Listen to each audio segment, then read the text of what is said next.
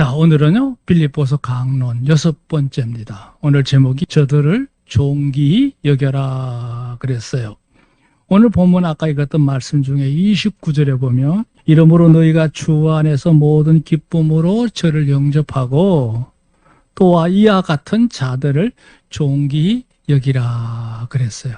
그러니까 이 말씀 그대로를 인용해서 오늘의 주인공인 두 사람, 디모데와 에바브로디들을 여러분에게 소개하려고 합니다. 자, 우선 여기 서론에 보면 이렇게 말씀이 시작했죠. 사도 바울은 믿음의 진보와 더불어서 대적자들을 인한 믿음의 담대함과 일치된 연합 그랬어요. 사도 바울이 빌립보서를 시작하면서 교우들에게 맨 먼저 어두라고 할까요? 주제는 자신이 로마에 지금 연금되어 있는 자신의 처지에 대해서 빌립보 교회가 매우 이렇게 염려하고 안타까워하는 그 장면에 대해서 아니다. 도리어 하나님께서 나로 하여금 이곳에 머물게 해서 이 왕실의 건의대들, 즉 고관 대작들에게 복음을 전할 수 있는 기회가 되었다. 밖에서는 도저히 저들과 상종할 수 없지만 저들을 이렇게 대하고 보니 이 대제국 안에서 복음의 역사가 이제는 그 핵심부에서 일어나고 있지 않느냐. 이건 놀라운 복음의 진보다, 발전이다, 부흥이다 이런 얘기예요. 그러니까 이런 기회를 만드시니도 하나님이신 줄 안다. 너희가 염려하지 말고 나를 위해서 기도해달라. 이런 내용이 첫 번째 시작이었죠. 그러면서 이제 너희 주변에도 이 복음을 반기지 않는 많은 이들이 있지 않느냐. 특히 너희들을 압박하고 어려움을 주는 대적자들이 많은데 그 대적자들이 그러할지라도 두려워하지 말고 담대하게 한 마음이 돼서 같은 뜻을 품고 연합을 이루어서 복음을 지켜야 된다. 그게 이제 두 번째 큰 단락이었어요. 그렇게 연합을 하고 복음을 지키려고 하면 너희가 다 예수의 마음으로 하나가 돼야 된다. 예수님의 이 놀라운 은혜 역사에 대해서 설명을 했던 것이죠. 그 예수의 마음을 가지는 것은 뭐냐? 곧 우리가 바르게 진리와 복음으로 인해서 우리 자신의 속사람을 변화시켜야 된다. 그러니까 두렵고 떨림으로 너희 구원을 이루라. 성화를 이루어야 된다. 그게 바로 지난번 주제였던 거죠. 자, 이렇게 해서 이제 그 네 가지를 얘기한 겁니다. 그리고 이제 다음 장, 이제 3장으로 넘어가기 직전에 이걸 막간이라고 그래요. 그 사이에 이 내용을 집어넣는 거예요. 오늘 내용은 무슨 얘기냐 하면 내가 너에게 빨리 가고 싶은 마음이 간절하고 확신하지만 내가 너희에게 가기 전에 그동안에 너희 교회가 어떤 모습으로 지내는지 내가 좀 소식을 듣고 내가 이곳에서 기쁨으로 감사함으로 사역하는 데 도움이 되었으면 좋겠다. 그렇게 생각하는 차에 내가 믿을 만한 사람을 너에게 보내니 좀 잘 반겨달라. 그게 누구예요? 디모데입니다. 지금 사도 바울 옆에는 여러 명의 동역자들이 같이 동행하고 있어요. 그렇지만 이 사람들 중에 너희가 잘 알지 않느냐, 이 디모데를 보낸다. 사실 디모데는 빌립보 교회가 개척할 당시, 그러니까 제2차 전도 여행 때에 사도 바울과 함께 이 빌립보 교회를 세운 개척 멤버예요. 그러니까 빌립보 교인들이 누구보다도 이 디모데에서 잘 알죠. 디모데를 보내는 거에 대해서 이제 통고한다고 할까요? 이렇게 얘기하는 내용이 앞에 나와 있고요. 그 디모데를 보낼 때 함께 에바브로디도를 너에게 보내겠다. 이런 뜻을 밝혀요. 사도 바울이 로마 감옥에서 그렇게 연금 생활할 때 불편함이 없도록 그 뒷바라지를 하기 위해서 연보를 모아서 바로 에바브로디도 편에 보낸 거죠. 그 에바브로디도 보내면서 좀 잘 수정하다가 돌아갔으면 좋겠다. 이렇게 파송을 한 멤버예요. 근데 그 에바브로디도가 최선을 다해서 헌신을 하던 중에 죽음의 목전에 가까이 이르렀다는 거니까 대단한 중변이에요. 그 어찌됐든 이 에바브로디도 파송한 교회에서도 근심이고 또 사도 바울도 그렇게 도움을 받던 그가 이 이국 땅에 와서 이런 어려움을 당하고 있으니 사도 바울에도 큰 짐인 거예요. 그 모두에게 한동안 참 걱정이었지만 놀랍게도 하나님 은혜 가운데 이 에바브리도가 몸이 서서히 이제 회복이 되면서 건강함으로 돌아오게 된 겁니다. 그래서 사도 바울이 이제는 내가 이것으로 족하니, 또 에바브리도 자신이 자신을 보낸 빌립보 교우들이 나를 위해서 얼마나 걱정할까, 그걸 늘 마음을 쓰는 거예요. 그 모습을 보고 사도 바울이 디모데가 갈 때 같이 그 돌려보내면서 이제 에바브리다가 도중에 그 일을 하기 싫어서 돌아온 게 아니라 너희도 근심이 많고 내 마음에 짐도 들고 그래 너희에게 보내니 잘 반겨달라. 저는 귀한 자다. 이제 그렇게 소개하는 내용이 오늘 내용의 전체적인 내용이에요.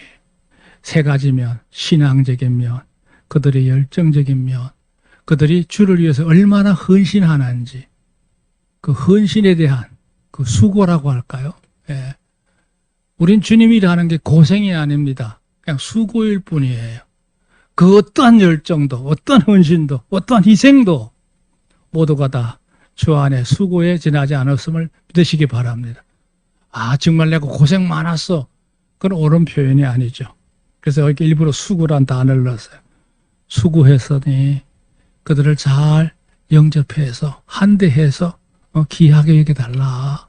그 내용을 오늘 본문에 담고 있다는 얘기예요. 자, 1대지를 보세요. 따라합시다. 디모데를 너희에게 보내리라. 뭐 보내면 보내는 거지 뭐 그리 대단한가? 아닙니다. 여기서 여러분 느끼는 것은 사도가 가지고 있는 그 마음의 그 애틋함을 여러분이 느끼시기를 바랍니다. 여기 19절에 그랬어요. 내가 디모데를 속히 너에게 보내기를 주 안에서 바란다는 말은 생각하고 있다, 계획하고 있다, 그렇게 되기를 바란다, 이런 의미예요. 여기 설명했죠. 사도 바울은 자신이 곧 석방될 것에 대해서는 확신을 가지고 있어요. 아직은 미결수이지만 뭐 특별한 중죄를 범한 게 아니기 때문에 곧 얼마 있지 않아서 풀려나게 되면 빌립보 교회부터 방문해야겠다, 그런 생각을 갖고 있다는 얘기예요. 사도 바울이 소아시아, 지금의 터키 지역하고 유럽 지역에 교회들을 많이 세웠는데 그 가운데 가장 대표적인 교회가 바로 이 빌립보 교회입니다. 이 빌립보 교회가 아주 사도 바울을 위해서 최선을 다했던 교회 중에 하나죠. 특히 제2차 전도 여행의 핵심 교회라고 할 수 있는 게 바로 이 빌립보 교회고, 3차 전도 여행의 핵심적인 교회는 에베소 교회죠. 또 더군다나 이 빌립보 교회는 수리아 안디옥 교회처럼 전도자를 위한 후원에 아낌없이 힘썼던 교회 중에 하나였기 때문에 더욱 관심이 갈 수밖에 없지요. 그래서 사도 바울이 이제 곧 석방될 거지만 문제는 거예요. 미결수이기 때문에 곧 풀려날 건 확신하지만 언제 풀려날지는 몰라. 그렇잖아요. 행정처리라는 게 뭐 금방 되는 게 아니라 이게 몇 날 며칠 갈지, 1년이 갈지, 2년이 갈지 모른단 말이에요. 그날을 기약할 수 없기 때문에 그러는 사이에 너희에 대해서 심히 궁금하니 내가 나 대신에 디모데를 파송하려고 한다. 그런 이제 이유를 얘기하는 거예요. 여기 그랬어요. 너희 사정을 알므로 안위를 받으려 함이니 그랬거든요. 그러니까 이제 사도 바울이 디모데를 보내는 이유는 디모데는 아까도 얘기한 것처럼 빌립보 교회를 세울 때 함께했던 멤버였거든요. 그러니까 빌립보 교회의 사정에 대해서 잘 알고 빌립보 교우들도 이 디모데의 성품을 잘 아는 거예요. 그러니까 디모데를 보내는 이유는 너희를 두루 돌아보아서 목회적으로 뭔가 잘못된 것이 없는가를 두루 살피고 파악을 하고 그 다음에 잘 보살펴서 이렇게 충실히 보완을 해서 너희가 견실히 하게 한 다음에 너희가 건강해졌다는 소식을 듣고 내 마음에 큰 기쁨을 늘 가지려고 한다. 이걸 이제 우리가 듣기 쉬운 말로 바로 직역을 하면 너희가 처한 상황을 알아서 활력을 내가 누리게 한 거다. 이런 의미를 담고 있다는 거예요. 그러니까 디모데를 보냄으로써 바울의 사정도 알게 되고 반대로 빌립보 교우들의 사정도 사도 바울이 알게 돼서 서로 쌍방간에 참 마음 편하게 감사함으로 지내면 좋지 않느냐. 그래서 디모데를 보내는 거다. 보내면 보내는 거지 뭐 이렇게까지 사정을 얘기해야 될까 싶지요. 그렇지 않습니까? 사람들이 초대하기 전에 이렇게 상대방의 사람을 보내는 거는 신뢰가 될 수 있어요. 상대가 원하지도 않는데, 바라지도 않는데, 초대하지도 않았는데 불쑥할 수 없죠. 미리 양해를 구하는 식의 내용이다, 이렇게 보시면 되겠습니다. 그 다음에 20절 보면 그랬어요. 이는 뜻을 같이하여 너희 사정을 진실히 생각할 자게 이밖에 없음이라. 이게 중요한 뼈가 있는 말입니다. 이 말의 의미를 여러분이 잘 알아들으셨으면 좋겠어요. 이게 무슨 얘기냐 하면 내가 너희에게 나를 대신해서 믿고 보낼 사람은 디모데밖에 없다는 거예요. 그런 뜻을 갖고 있어요. 약간 감정이 묻어 있는 거예요. 왜 그런 말을 했느냐? 여기 설명해 놨어요. 이 일에 디모데야말로 가장 적임자다 이거예요. 디모데를 보낼 수밖에 없다는 거죠. 지금 바울 옆에는 함께 하고 있는 인물들이 있잖아요. 사도행전을 기록한 누가도 있고, 여러 명이 같은 동역사 수행자들이 있거든요. 또 예를 든다면 빌립보 교회에 낯설지 않은 브리스겔라, 아굴라 같은 사람들도 있는 거고. 그런데 그 여러 동역자들 중에 디모데가 가장 적임자라고 생각한다. 이는 뜻을 같이하여 너희 사정을 진실히 생각할 자가 이밖에 없다. 디모데밖에 합당치 않다. 이게 보세요. 이는 너희가 이미 디모데를 잘 알고 그 디모데가 어떤 사람인지를 잘 아는 거죠. 또한 그가 나와 같은, 여기 뜻을 같이 했다는 말은 뭐예요? 같은 안목을 가지고 있고 같은 가치관을 가지고 있을 뿐만 아니라 지금까지 나하고 동역을 하면서 이 주의 일에 늘 수고를 마다하지 않았다. 그렇기 때문에 내가 누구보다도 신뢰할 수 있다는 거죠. 너희 사정을 진실히 생각할 자는 이밖에 없다. 그 깊은 속내를 그 다음 구절에 이제 설명을 할 수 있는데요. 여기 보세요. 사실 디모데에 대해서 여러분이 잘 아시죠? 디모데는 엄밀히 말하면 어릴 때부터 아버지는 헬라 사람이고 엄마가 유대인이에요. 그 혼혈 가족에서 태어난 2세인데요. 어머니의 영향을 받아서 어릴 때부터 그 외조모 로이스, 어머니 유니게지 않습니까? 예, 이들은 철저한 유대의 율법 교육으로 이렇게 잘 이루어진 부모들이었어요. 그래서 어릴 때부터 디모데는 어머니의 그 품 안에 자라면서 말씀으로 연단이 됐던 거예요. 그 유명했던 구절 있죠. 디모데후서 3장 15절이야. 너는 어려서부터 성경을 알았나니. 성경은 하나님의 감동으로서 교훈과 책망과 바라고 교육함과 의로 교육하 유익하다 그랬잖아요. 그 어려서부터 성경을 알았다는 말은 뭐예요? 말씀으로 잘 양육되었다는 얘기예요. 그게 이제 언제냐? 이 디모데가 살았던 지역은 루스드라입니다. 루스드라 지역에서 태어나서 자랐는데 여러분 잘 아시는 대로 바나와 디모데가 안디옥 교회의 후원을 받아서 1차 전도 여행을 갔을 때 BCD 안디옥을 거쳐서 이고니온, 루스드라, 더베까지 가게 되는데 이 루스드라에 갔을 때 폭동이 일어나가지고 돌에 맞아서 죽은 줄 알고 성막 갖다 내버리는 사건이 벌어지죠. 다시 이제 깨어나가지고 들어가서 그들에게 안심을 시키고 난 다음에 더베로 넘어간 기록이 있어요. 아마 그 1차 전도 여행 때에 여러분 잘 아시는 이 디모데, 그 어머니였던 유니게가 그때 복음을 받아들였다는 얘기죠. 그래서 사도 바울이 이제 돌아왔는데 2차 전도 여행 때는 사도 바울이 이제 안디옥을 떠나서 육지로 이제 다소를 거쳐서 1차 전도 여행했던 그 지역을 가게 됩니다.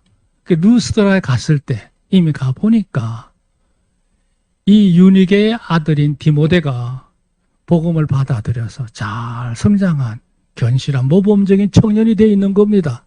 그 길로 이제 이 디모데가 나도 사도님과 함께 복음 전도하는 사역에 동참하기 원합니다. 아마 자원을 했겠죠. 그래가지고 그때부터 이제 2차 전도 여행을 같이 다니게 됩니다. 3차 여행도 같이 다니게 되고. 그리고 바울이 로마에 지금 감옥에 갇혀 있는 이 상태까지 함께 끊임없이 생사오락을 같이 하고 있는 상황이에요. 그러니까 사도 바울이 그 많은 동역자들 중에 가장 애제자라고 할까요? 예, 심지어는 내 아들이다 이렇게 표현했잖아요. 아들로 삼았던 바로 이 디모데, 그를 이제 빌립보 교회에게 보내는 거니까 사도 바울이 가는 거나 다름없다는 거죠. 그게 나의 분신이다 이런 얘기죠. 나의 분신이다. 그뿐만 아니라 디모데는 목회자로서의 인정을 받는, 사도 바울이 갈 수 없는 교회에 대신 가서 교우들을 목양적으로 길러내는 역할을 이 디모데가 행하는 겁니다. 오늘 저녁에 이 디모데가 어떤 사역을 했는지 그런 면에 대해서는 다시 심화로 말씀을 나누도록 하겠습니다. 자, 왜 그랬느냐? 이제 속사정 얘기를 할 거예요. 두 번째 단락을 보세요. 디모데는 이렇게 살고 있다. 그걸 이제 소개하는 내용이 21절부터 나와요. 21절 보세요. 저희가 다 자기 일을 구하고 그리스도 예수 일을 구하지 아니하되. 이게 바로 속 깊은 얘기예요. 잘 들으세요. 디모데를 보낼 수밖에 없었던 가장 속 깊은 두 번째 이유를 얘기하는 거예요. 그건 뭐냐? 내가 지금까지 같이 여러 사람과 함께 동역을 해보니 디모데만이 자기 일에 몰두하지 않는다. 자기 개인적인 문제도 있고 생업도 있고 뭐 이런 것들이 있겠죠. 그리고 자기 권리나 이익에 관련된 여러 가지 있단 말이에요. 사사로운 일들. 그런 일에 몰두하지 않고 오직 예수님의 일에만 깊은 관심을 가지고 살고 있는 자가 바로 디모데라는 거예요. 이게 여러분은 어떻게 받아들일지 모르지만 목회자인 저로서는 이게 굉장히 아주 무게 있게 가슴에 툭 치고 들어오는 거 있어요. 그 목회를 해보면요, 자기 일에 스스로 바빠. 물론 생업도 중요해요. 하지만 그 일에 몰두하거나 또 자기에게 어떤 자존심이나 이익이나 뭐 이런 여러 가지 감정적인 거나 이것에 자기 위주로 생각하는 경우들이 없잖아 많거든요. 근데 디모데는 전혀 그런 사람이 아니라는 거예요. 그 모든 걸 다 배제하고 주님의 뜻이라면 그 일에 어찌하든지 자신을 들여서 힘쓰는 자가 디모데밖에 없다. 이런 얘기. 이거 간단한 얘기가 아니죠. 왜 그랬죠? 아마도 사도 바울이 다른 사람을 아예 생각하지 못한 거는 인신공격이 되니까 그 내용이 뭔지 구체적으로 다 서술하지는 않았어. 근데 자기가 함께 하고 있는 여러 동역자들 보면 나름대로 똑똑하고 열심은 가지고 있지만 결정적인 순간에는 자기 위주로 생각하는 습성이 있단 말이에요. 이익을 구한단 말이에요. 자존심을 찾고자 한단 말이에요. 그래가지고 나를 대신해서 온전히 너에게 가서 이 사역을 할 수 없다 생각한다. 그 일에 가장 적합한 자는 디모데다. 사랑하는 여러분, 여러분이 저 앞에 갔을 때 디모데와 같은 평가를 받으시는 여러분에게 주님을 축원합니다. 여기 그런 말을 하세요. 그들은 자기 이익을 마주한 일이 서게 되면 그걸 웬만하게 넘어가든지 아니면 통 크게 양보하든지 아니면 내가 손해를 감수하나 있더라도 그걸 희생함으로 그 모든 걸 다 받아들이고 물러설 수 있는 사람이 있어야 되는데 그러지 못했다는 거죠. 원만하지도 않았고 양보하지도 않았고 희생하는 헌신도 없었다는 거죠. 그런데 이 디모데만큼은 주님의 뜻이라면, 주님의 뜻에 합한 일이라면, 주님이 기뻐하실 일이라면 다 내려놓을 수 있는 자가 디모데뿐이다. 사랑하는 여러분, 우리 여러분에게 적어도 요구하는 게 있어요. 여러분에게 뭘 강요할 수는 없어요. 그는 강제성이 있기 때문에 꼴지도 않아요. 피차간에 행복하지도 않고요. 중요한 게 뭐예요? 내 마음속에 진정으로 주님의 뜻을 찾고자 하는 그 중심을 갖고 살며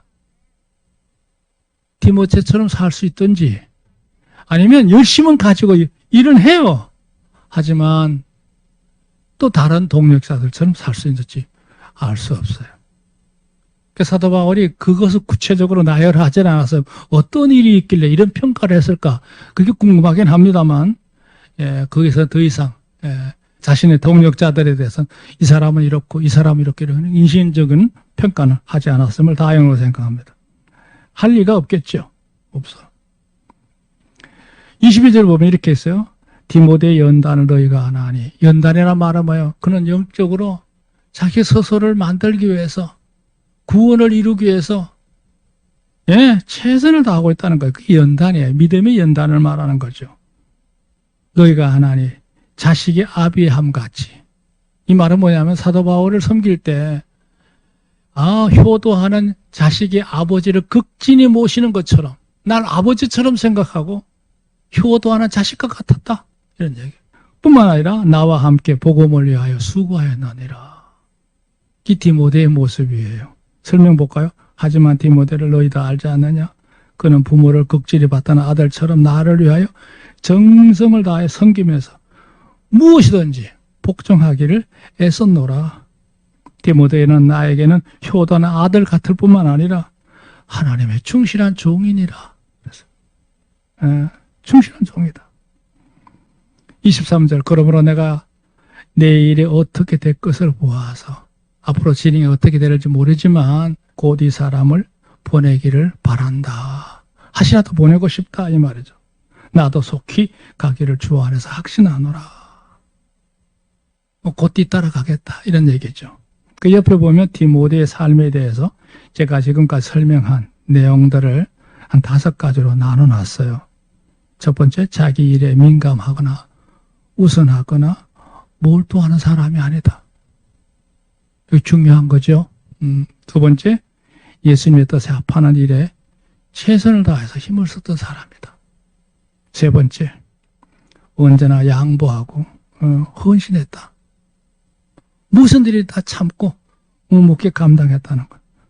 네 번째, 아들처럼 나를 섬겼다. 그 얼마나 사도 바울에게 디모데는 이쁜 동역자일까요? 나와 함께 복음을 위해 온전히 헌신했다. 더 말할 게 없죠. 말할 게 없어요. 자, 이게 이제 디모데를 보내게 된 여러 가지 속사정, 그 이유를 통해서 우리에게 던지는 묵직한 하나의 짐이 있죠. 그걸 무겁게 생각하지 마시고 기쁨으로 잘 감당하기를 주님으로 축원합니다. 할렐루야. 우리 그런 걸 배워야 되는 거예요. 자, 세 번째 단락입니다.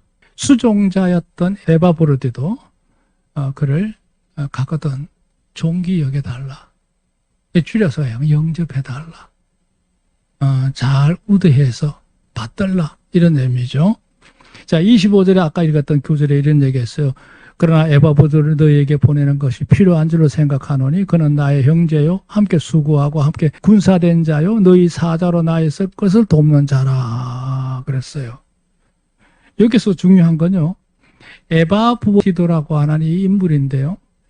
이 인물은 빌립보에서만 나옵니다. 그러니까 빌립보 교회의 에바브로디도예요. 골로새서에 보면 에바브로라는 사람이 나오는데 동일인이 아니냐 이렇게 말하는 경우도 있는데 대부분의 신학자들은 아니라고 보고 있어요. 그럼 골로새는 골로새 교회고 여기는 빌립보 교회단 말이에요. 여기 에바브로디도라는 말은 당시에 그 그리스 신화 가운데 나오는 아테미라는 유명한 여신이 있는데요. 사랑과 미의 여신이라 해가지고 그 유명한 여인의 신상 조각들이 많이 나와요. 그 아테미의 사랑을 받는 자다. 그런 의미가 바로 에바브로디도예요. 그게 뭔 말이냐 하면 사람이 아담하게 생겼고 또 사람 하는 행실이 얌전할 때 그 애칭으로 말하면 사랑받는 자다. 이렇게 부르는 이름이 에바브로디라는 거예요. 그러니까 본명일 수도 있고 아니면 애칭일 수도 있어요. 몰라요. 근데 중요한 거는 빌립보 교회가 사도 바울이 로마에 연금되어 있다는 얘기를 듣고 연보를 모아가지고 에바브로디도 편에 보낸 거지요. 가서 이 돈으로 가서 사도 바울을 좀 잘 이렇게 수종해달라. 그러니까 연보만 전달해주고 돌아온 게 아니라 거기서 계속 머물면서 열심을 다했다는 얘기죠. 그랬는데 에바브로드는 그냥 단순히 수종만 든 게 아니라 얘기했죠. 그는 나와 함께한 형제요. 군사요 하는 말은 뭐예요? 복음을 위해서 열심히 싸웠던 멤버다 이 말이에요. 또 너에게는 정말 충실한 사자였단 말이에요. 심부름꾼이었단 말이에요. 그 에바브로드에 대한 격을 높이는 말이 바로 25절 말씀이에요. 그가 너희 무리를 간절히 사모하고 자기 병든 것을 너에게 드리는 줄 알고 심히 근심하고 있다. 그동안에 이 에바브로드가 중병이 걸려가지고 사경을 헤매게 되면서 이 소식을 이제 빌립보 교인들 그 얘기를 듣고 굉장히 걱정한다는 얘기를 듣고 오히려 에바브로드가 그게 미안하고 늘 반대로 걱정하는 거예요. 그 모습을 이제 제3자인 이 사도 바울이 지켜보고 있는 거 아니에요? 사도 바울에게도 짐이고 저에게도 근심이고 그랬던 차에 에바브로드가 서서히 몸이 회복이 돼서 건강히 돌아왔으니 너희에게도 편하게 누릴 수 있게 하고 나도 이제 근심을 벗었다 이거요. 그래서 내가 너희에게 다시 보내는 거다. 그렇게 해서 이 모든 문제를 다 해소하자, 면하자 이런 얘기예요. 28절 그러므로 내가 너희도 급히 저를 보내는 것은 빠른 시일 안에 보낸다는 얘기죠. 저를 영접하고 너희로 저를 보고 기뻐하며 내 근심도 덜려한다. 해소되기를 원한다는 얘기죠. 29절 이러므로 너희가 주 안에서 모든 기쁨으로 저를 영접하고 또 이와 같은 자들을 존귀 여겨달라. 그러니까 에바브로디도뿐만 아니라 아까 소개했던 디모데도 함께 가거든. 존귀 여겨달라는 말은 뭐예요? 귀한 자를 귀하게 여기라는 얘기예요. 이게 중요한 말이에요. 우리 주변을 잘 돌아보면 제대로 믿음으로 살려고 하는 이들이 들어있단 말이에요. 나보다 나이가 적고 여러 가지 비교해 봤을 때 나보다 못하다고 해서 그냥 별로 외면하고 뭐 그런가 보다 이렇게 무심한 거 그건 옳지 않다는 얘기죠. 믿음으로 제대로 살려고 하고 하나님 앞에 충실하게 살려고 하는 그들을 우리 마음의 내심 존경하고 귀하게 여기고 잘 받아야 되는 거. 그 우리 성도의 사명인 줄로 믿습니다.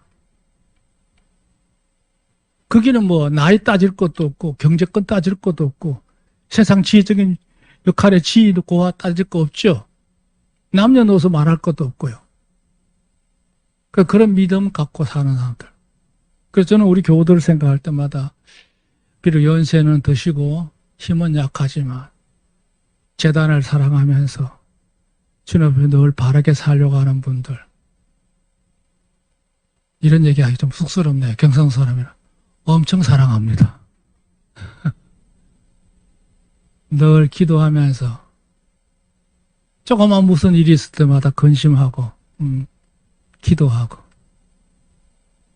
진짜입니다. 믿으시기 바랍니다. 뭐 안 믿어도 상관없습니다. 주님만 하시면 되는 거지만 존귀 여겨달라. 우리 성산교회가 개척한 이를 지금까지 40년은 넘는 세월 동안 생사고락을 가책했던 여러분, 저에겐 다 소중한 형제요 자매요 하나님의 군사요 이 재단에 놀라운 주님의 앞에 귀한 지체인 줄로 믿습니다. 그런 사랑이 넘치는 관계가 바로 오늘 이 본문이에요. 본문. 30절 제가 그리스도를 위하여 죽기 이르러도 복음을 지키기 위해서 믿음을 지키기 위해서 죽음의 경각에 다다른 그 순간까지 나를 섬기기 위해서 자기 목숨을 돌아보지 아니하는 것은 나를 섬기는 너희의 일에 부족함을 채우려 함이라. 자기 혼자만 섬기러 온 게 아니라 내가 빌립보 교회를 대표로 해서 사도를 섬기기 위해서 왔어. 나는 부족하지만 우리 교우들이 바라는 나를 위해서 기도하는 내 빌립보 교회 지체들을 위해서라도 내가 최선을 다해야 돼. 이런 사명감으로 지금까지 그렇게 수종 들고 있다는 거예요. 얼마나 귀한 거예요. 그러니까 하나님 앞에 신실히 살려고 하는 일꾼을 제대로 알아보는 교회가 미래가 있음을 믿으시기 바랍니다. 이 몸된 성산재단의 이 같은 역사로 충만하기를 우리 주의 이름으로 축원합니다.